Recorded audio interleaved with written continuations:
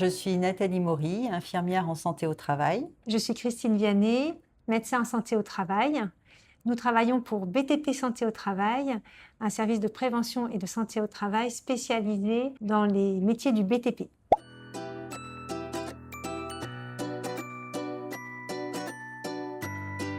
Un service de prévention et de santé au travail a pour mission d'éviter toute altération de la santé du salarié du fait de son travail, dans un objectif de préserver un état de santé physique et mental compatible avec le maintien en emploi. Nos salariés qu'on peut recevoir sont en difficulté avec cette langue et on s'est vraiment rendu compte que ça pouvait avoir un impact important à plusieurs niveaux. Donc déjà dans le cadre de leur travail et de leur sécurité, par exemple avec une non-compréhension des consignes de sécurité. Ça peut aussi avoir un impact important dans le cadre de leur suivi santé-travail, la compatibilité de leur état de santé avec les contraintes de leur poste de travail. Dans le cadre de leur parcours professionnel, ils vont être en difficulté pour évoluer au sein de l'entreprise, d'avoir une mobilité professionnelle. S'ils ont des difficultés de santé, si leur état nécessite une reconversion professionnelle, l'accès à la formation, à une certification ou quoi que ce soit, la non-maîtrise de la langue va être un frein majeur. L'expérimentation a permis de mettre en lumière le besoin des salariés du BTP d'être accompagnés dans l'amélioration de la maîtrise de la langue française par un partenaire expert qui s'adapte à leurs besoins.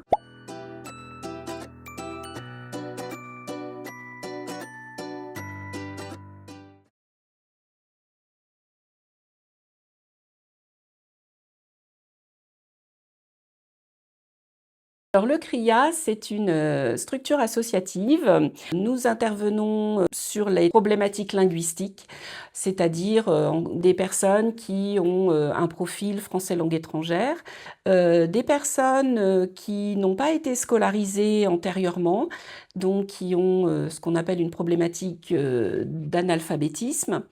Et puis les personnes en situation d'illettrisme, donc ce sont des personnes francophones, scolarisées en langue française, mais qui sont en difficulté, le plus souvent avec le français écrit et d'autres compétences de base, telles que le calcul, le numérique.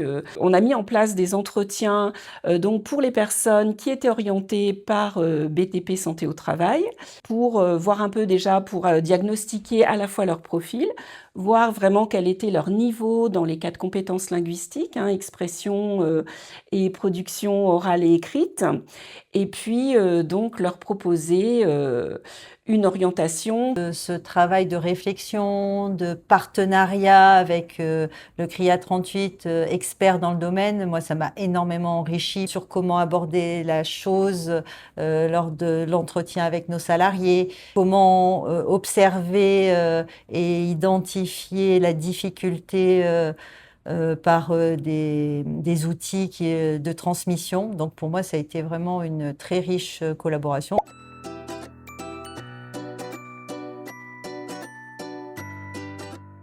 Le constat qu'on a fait, c'est que, en fait, on intervenait un petit peu tard, c'est-à-dire qu'on intervenait surtout lorsque les personnes étaient accompagnées. Et en réalité, c'est souvent un moment où elles sont sur le point d'être déclarées inaptes professionnellement et sur le point d'être licenciées. Ce qui serait intéressant justement, c'est de toucher ces personnes bien plus en amont, lorsqu'elles sont encore en poste, pour sensibiliser ces personnes à l'enjeu de la formation et puis peut-être leur expliquer, déconstruire leur représentation du retour en formation. Et je trouve aussi que de travailler sur de la prévention très en amont, c'est très satisfaisant parce qu'on a bien compris aussi que ce parcours de maîtrise de la langue était un parcours qui pouvait être aussi long pour les salariés et que ça a vraiment du sens de les toucher le plus tôt possible, même avant qu'il y ait des difficultés ressenties de façon majeure au travail.